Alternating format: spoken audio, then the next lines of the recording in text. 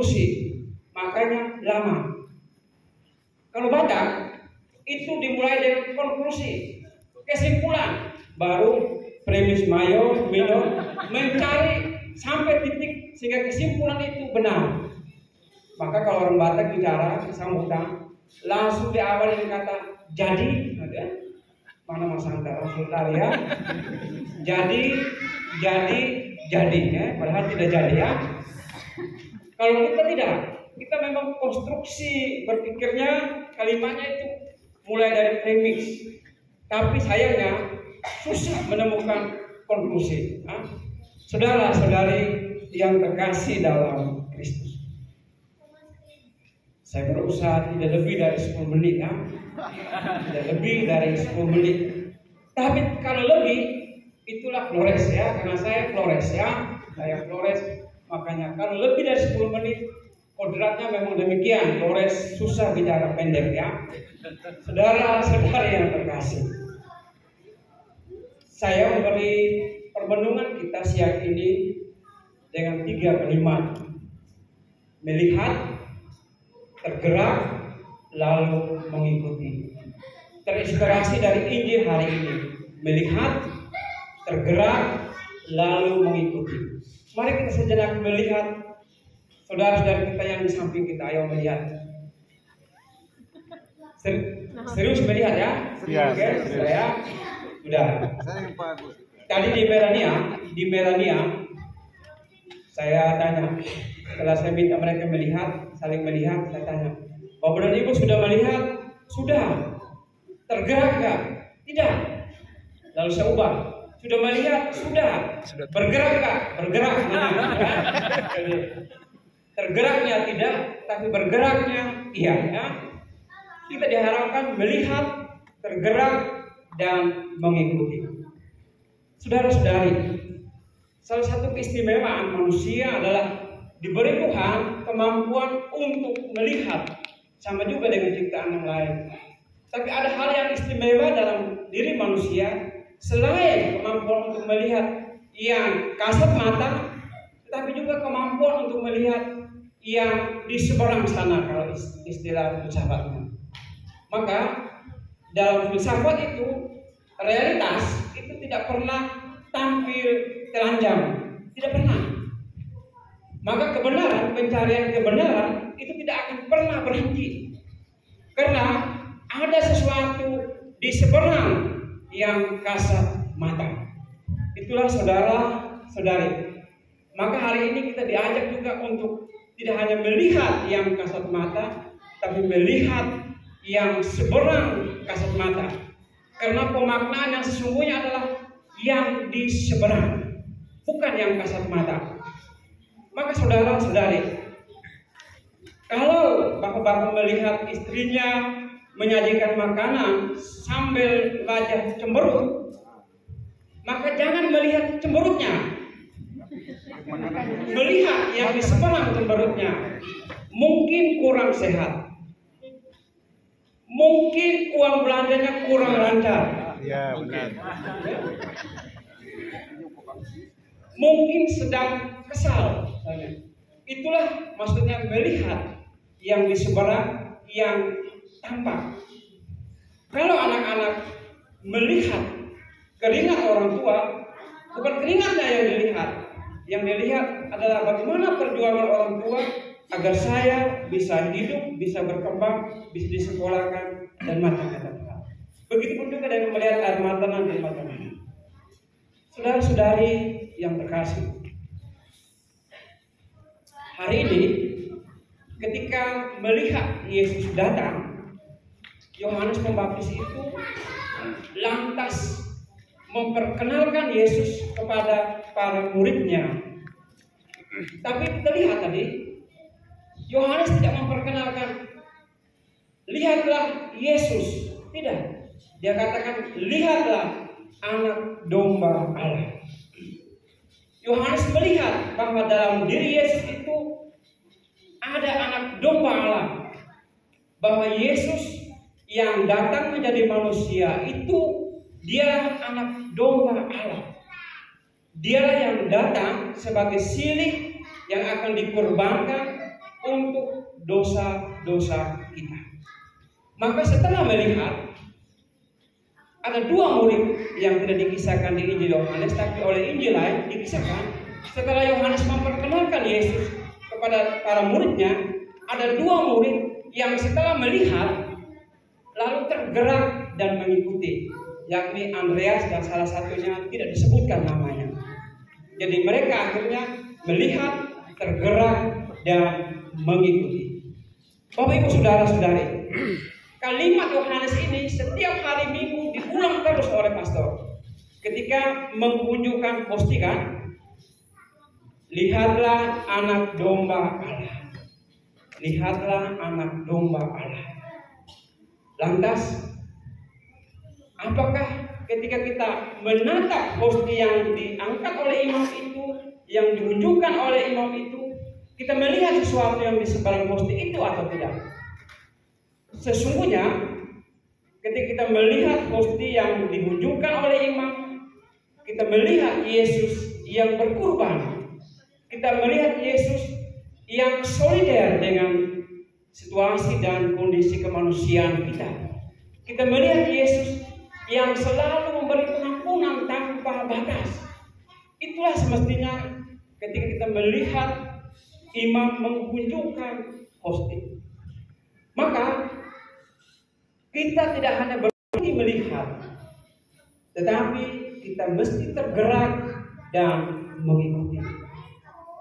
Ada kritik untuk saya, untuk Bapak dan Ibu, untuk umat Katolik.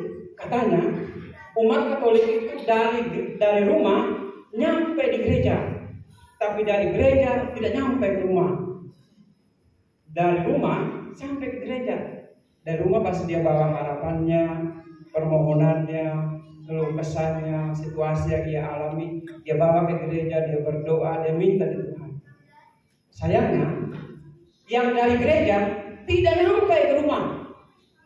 Tidak nyampe ke rumah. Artinya apa? Dia tidak sungguh-sungguh melihat. Semestinya di gereja itu dia melihat Yesus yang mengampuni, Yesus yang solider, Yesus yang berkorban. Maka dia mesti setelah melihat, tergerak dan mengikuti, mengulang kembali, menghadirkan kembali, mewujudkan kembali apa yang dia lihat. Apakah kita melihat, tergerak, atau hanya sekedar melihat, tidak tergerak, apalagi mengikuti? Kita yang bisa menjawab diri kita masing-masing. Baru pertengahan, Bapak dan Ibu ya. Ya. Boleh ya. Yang kedua, saya ingin bicara sebentar terkait dengan tema kita hari ini, ya, yang tentang Injil selesai ya. Injil selesai. Tema kita hari ini adalah pulih bersama, bangkit lebih kuat. Saya ingin membalikkan ini. Bangkit lebih kuat supaya pulih. Bangkit lebih kuat supaya pulih. Terkait dengan ini, saya mengajak kita untuk menimba sejenak filosofi dari sepak bola. Kebetulan kita baru selesai menonton hajatan internasional kan. Saya sudah bisa memetakan siapa yang mendukung Brasil, siapa yang mendukung Argentina, siapa yang mendukung Kroasia, siapa yang mendukung Prancis, lalu ada lagi Maroko ya, ada juga yang mendukung Maroko ya, namanya pilihan. Saya kebetulan mendukung Argentina. Maka saya ingin mengajak kita untuk sejenak merenungkan tema ini sambil belajar dari Argentina. Argentina itu kalah di awal. Kekalahan yang sama sekali tidak pernah diprediksi oleh banyak orang melawan Arab Saudi. Dia kalah. Tapi lihatlah Dia kalah di awal, dia menang di akhir. Hidup adalah rentetan kalah menang. Maka orang Flores dikatakan, katanya NTT itu kan nasib tak tentu kan, nanti Tuhan tolong. Memang kemanusiaan kita serba tak tentu, bukan hanya orang NTT. Kemanusiaan kita serba tak tentu. Tapi di balik yang tak tentu itu ada iman yang besar, nanti Tuhan tolong. Argentina telah memberi pelajaran penting bagi kita, bahwa dalam perjuangan hidup kadang kalah, kadang tersambung, kadang jatuh. Maka Messi ketika diwawancara dia mengatakan dia bersyukur bahwa mereka kalah di awal, karena kekalahan itu akhirnya menjadi batu loncatan untuk bangkit, untuk membenahi strategi agar tidak kalah lagi, sehingga akhirnya menang.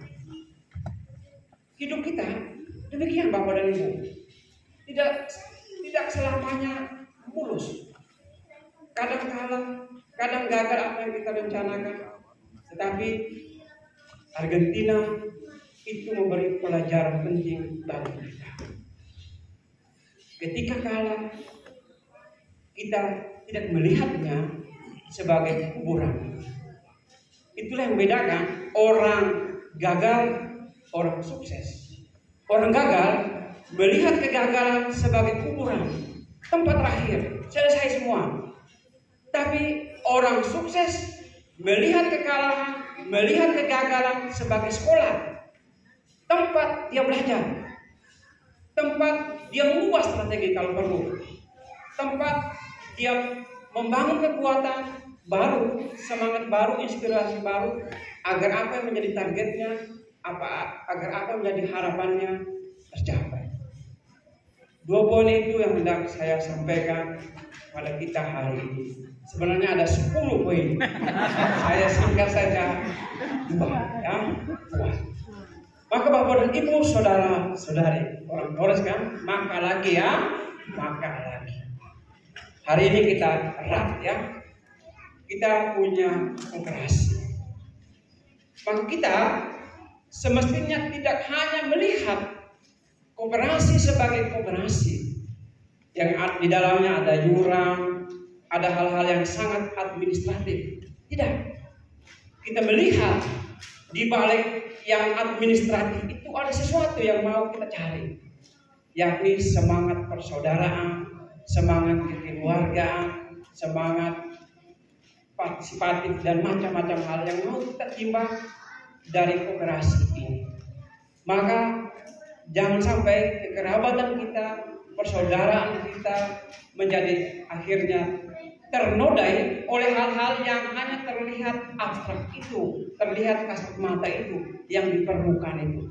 Tapi mari kita lihat hal yang lebih dalam, semangat yang lebih dalam dari adanya kooperasi. Tuhan memberkati kita. Amin.